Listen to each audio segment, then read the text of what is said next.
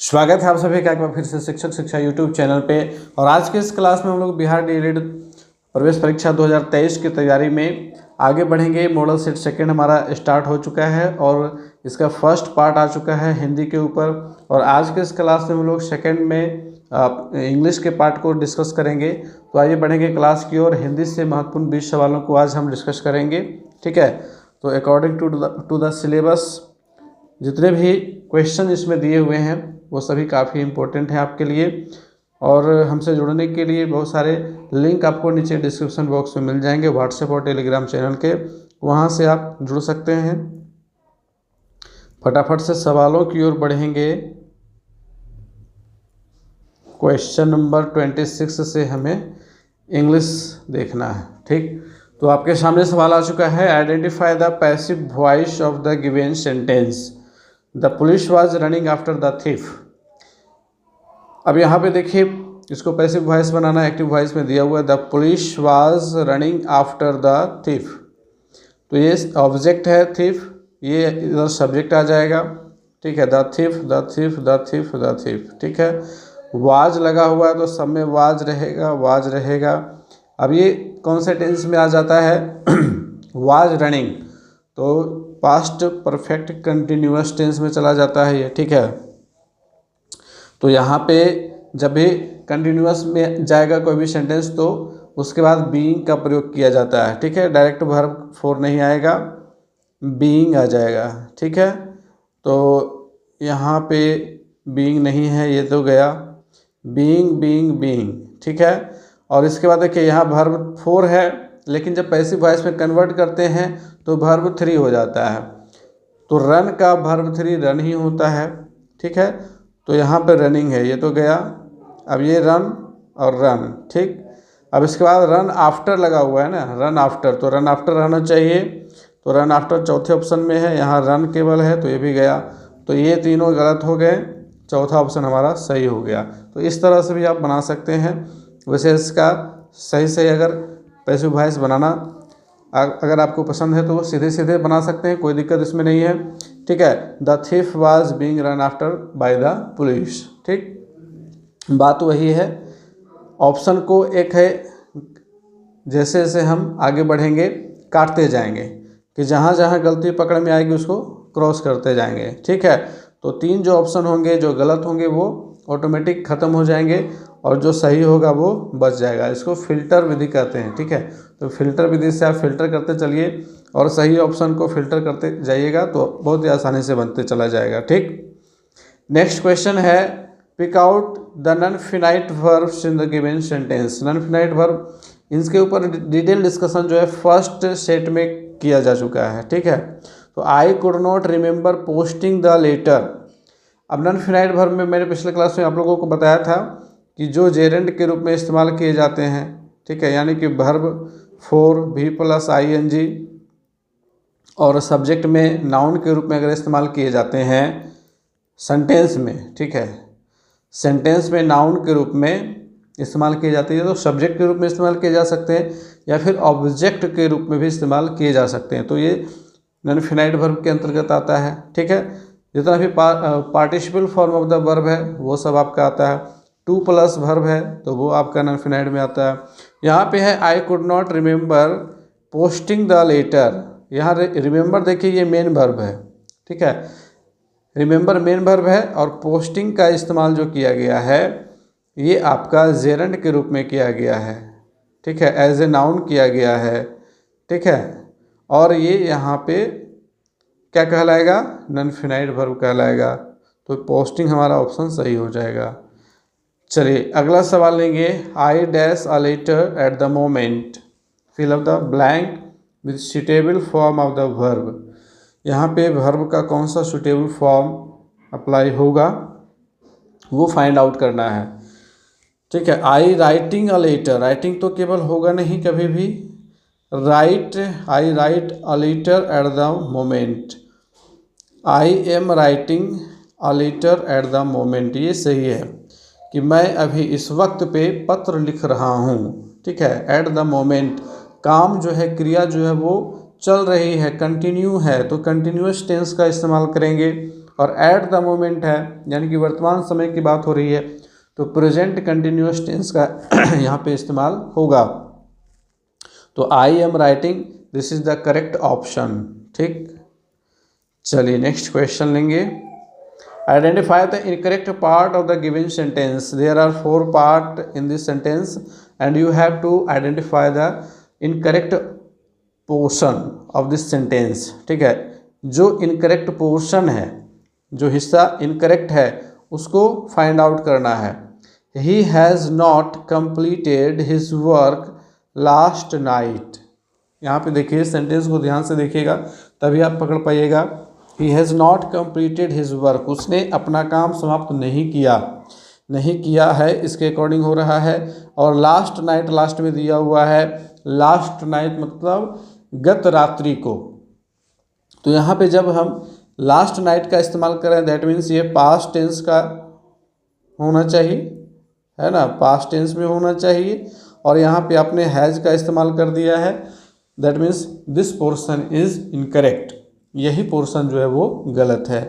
यहाँ पे हैज़ का इस्तेमाल गलत है, हैड का प्रयोग सही होगा।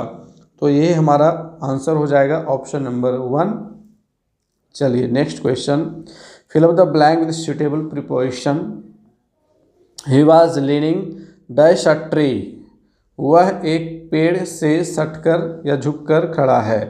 ठीक है, तो यहाँ पे लीनिंग अगेंस्ट अ ट्री होता है। ठीक है, leaning against a tree, against a wall. ठीक है, दीवार से सट करके, पेड़ से सट करके, तो वहाँ पे अगेंस्ट का इस्तेमाल करते हैं। चौथा ऑप्शन हमारा सही हो जाएगा। नेक्स्ट क्वेश्चन है, fill up the blank with suitable preposition. एक बार फिर से प्रीपोजिशन से ही सवाल है। He is travelling that's the world. Travelling एक ऐसा वर्ब है जो अपने साथ प्रीपोजिशन लेता है about, travelling about the world. ठीक है, नेक्स्ट क्वेश्चन है, change into indirect speech. Indirect speech में बदलना है। He said to me I can defeat you. उसने मुझसे कहा मैं तुम्हें हरा सकता हूँ। उसने मुझसे कहा कि वह मुझे हरा सकता है। ठीक है, इसको इस प्रकार से हम हिंदी में भी अनुवाद करके समझ सकते हैं। तो he told me, he told me that, he told me that, he told me that, he asked me, यहाँ दैट का इस्तेमाल नहीं किया गया तो ये तो गलत हो जाएगा। ठीक है, तो यहाँ पे 3 ऑप्शन में अब लड़ाई चलेगी। अब देखिए आई लगा हुआ है, आई can defeat you. I is the first person and first person changes with the first person subject के अनुसार चेंज होता है। तो सब्जेक्ट हमारा है ही, और ही के लिए ही का इस्तेमाल करेंगे। अब यहाँ देखिए आई रखा गया तो तीसरा ऑप्शन भी गलत, तो 2 ऑप्शन तो हमारे गलत हो चुके हैं। अब ये दोनों में, इन दोनों में लड़ाई चलेगी, और पहले और दूसरे ऑप्शन में लड़ाई चलेगी कि कौन सही है। अब यहाँ देखिए कैन है, और जब यहाँ पे कैन है यानी कि प्रेजेंट इंडेफिनिट में है, और आपका जो रिपोर्टिंग वर्ब है, रिपोर्टिंग वर्ब आपका क्या है, वो है पास्ट में। तो पास्ट के अकॉर्डिंग इसको चेंज करना होगा, कैन का कूड हो जाएगा। तो यहाँ पे देखिए कैन है तो ये भी गया, दूसरा ऑप्शन हमारा सही हो गया। तो पूरा जाने की ज़रूरत भी नहीं है, आधे रास्ते में आंसर मिल जाता है। तो he could defeat me, you जो है ना सेकंड पर्सन है, और सेकंड पर्सन आपका ऑब्जेक्ट के अनुसार चेंज हो जाता है, और ऑब्जेक्ट आपका मी है तो यहाँ पे मी है। ठीक, चलिए नेक्स्ट क्वेश्चन की ओर बढ़ेंगे।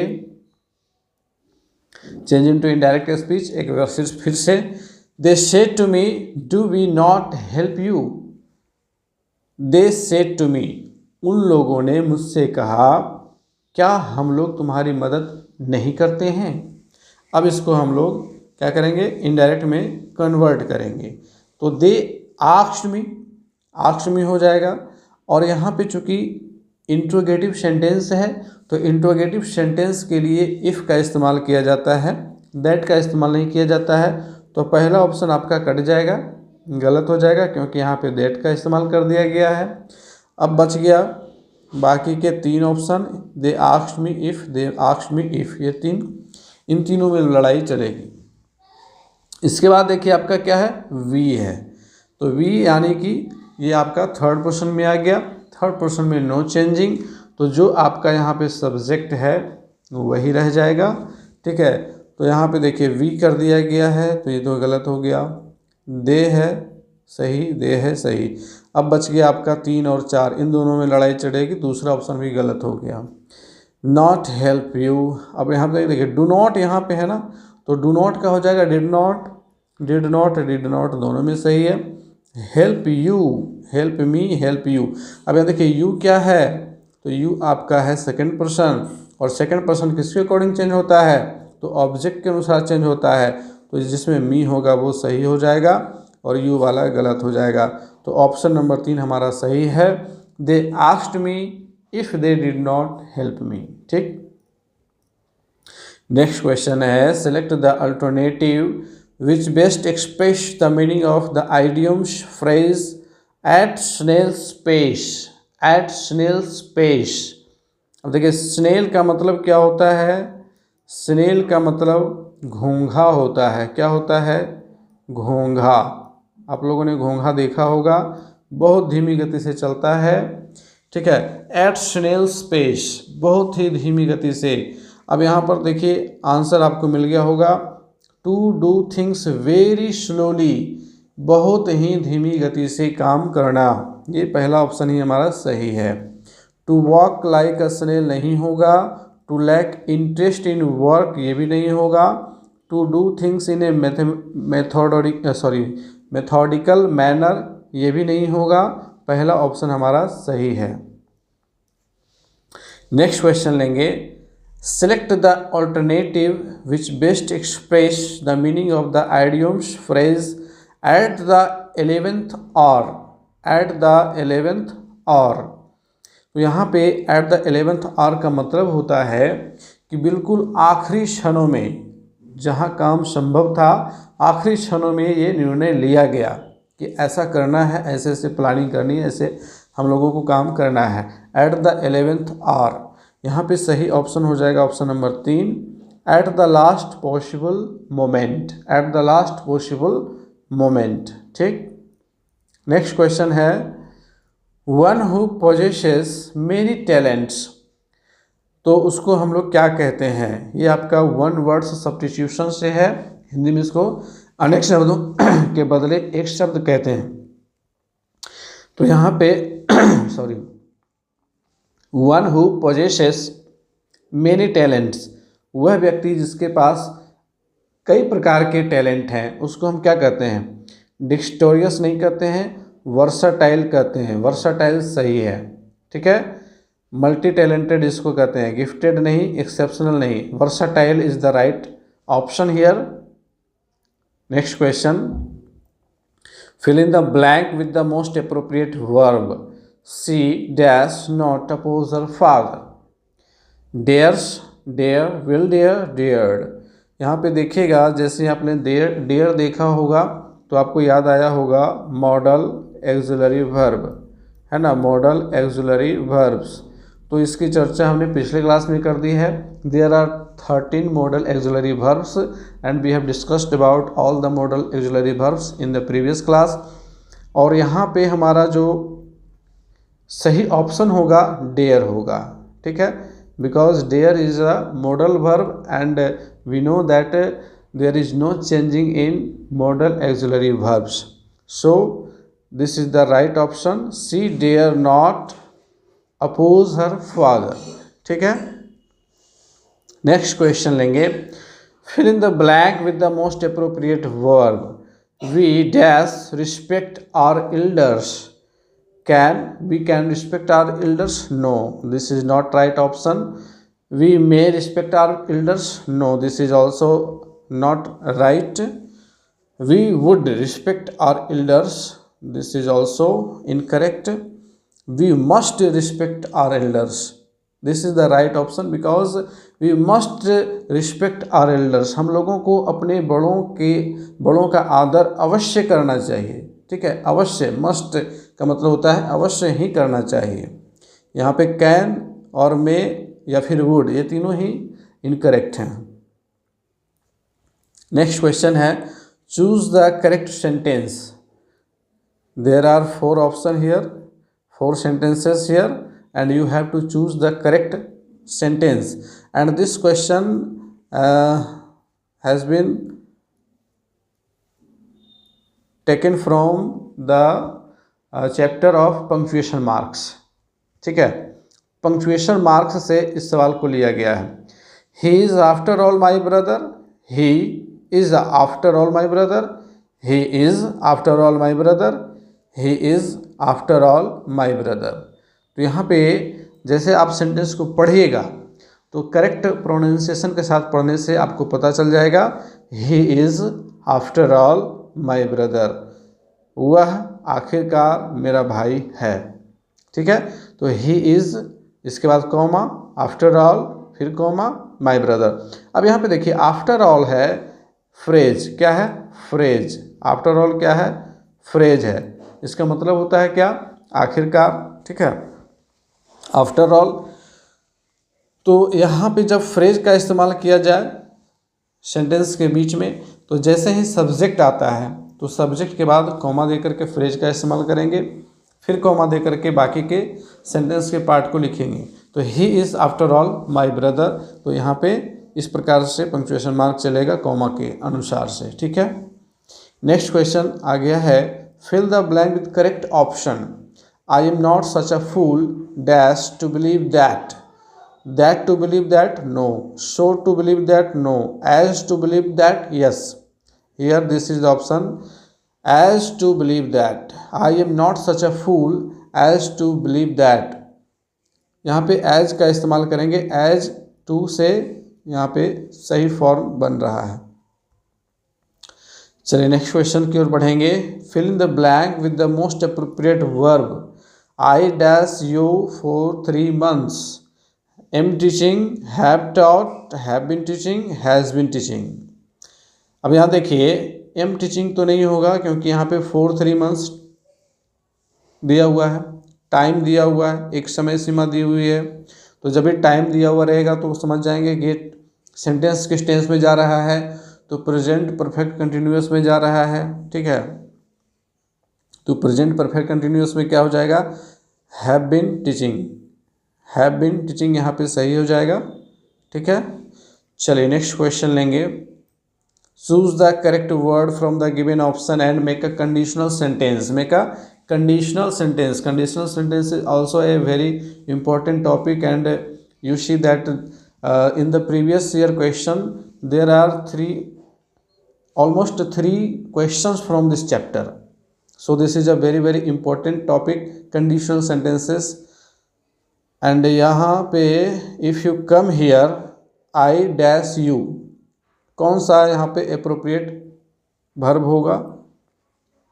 अब मैंने आप लोगों को क्लास में बताया था कि इफ़ क्लाउज को और मेन क्लाउज को मार दीजिए. तो यहाँ पे इफ़ इसमें लगा हुआ है तो ये इफ़ क्लाउज हो गया. ठीक है, इसको सबऑर्डिनेट क्लाउज भी कहते हैं. और ये मेन पार्ट जो है आई सब्जेक्ट के साथ चल रहा है तो वो मेन पार्ट हो गया, मेन क्लाउज हो गया. अब यहाँ पे देखेंगे कि हमारा जो इफ़ क्लाउज है वो उसका जो वर्ब है वो किस टेंस में है. इफ़ यू कम हियर, तो यहाँ पे कम प्रेजेंट टेंस है, प्रेजेंट इंडेफिनिट टेंस है या सिंपल प्रेजेंट हम इसको कह सकते हैं. ठीक है, तो हमारा क्या होगा? मेन क्लाउज भी सिंपल प्रेजेंट टेंस में होगा अकॉर्डिंग टू जीरो कंडीशनल. ठीक है, तो यहाँ पे हेल्प नहीं होगा, सॉरी यहाँ पे हम लोग क्या करेंगे, जब हम देखते हैं कि हमारा इफ़ क्लाउज प्रेजेंट इंडेफिनिट में होता है तो हमारा मेन क्लाउज जो होता है वो सिंपल फ्यूचर में होता है ना. ये रूल है ना, सिंपल फ्यूचर में. तो यहाँ इसके अकॉर्डिंग क्या हो जाएगा?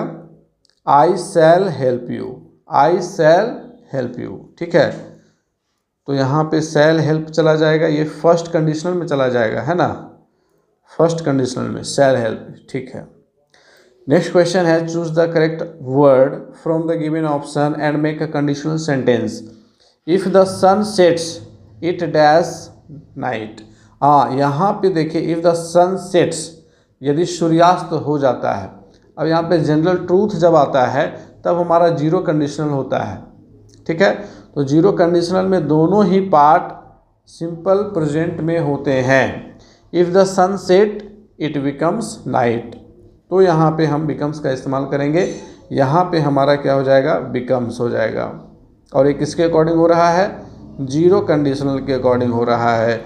और इसके पहले वाला जो हमारा था ये फर्स्ट कंडीशनल है, ठीक है, ये फर्स्ट कंडीशनल है कि अगर तुम यहाँ होते तो मैं वहाँ मैं तुम्हारी मदद करता, ठीक है। तो यहाँ पे फर्स्ट कंडीशनल चल रहा है। यहाँ पे जनरल ट्रूथ है कि सूर्य जब अस्त होता है तो रात होती ही है, तो जब भी जनरल ट्रूथ होता है तो वहाँ पे हमारा जीरो कंडीशनल होता है, ठीक है। चलिए नेक्स्ट क्वेश्चन है, he talked as if he were mad. In this sentence the underline part is, यहाँ पे अंडरलाइन जो पार्ट है सेंटेंस का वो क्या है, एडजेक्टिव क्लाउज है, नाउन क्लाउज है, एडवर्ब क्लाउज है, या फिर नन ऑफ द एबव।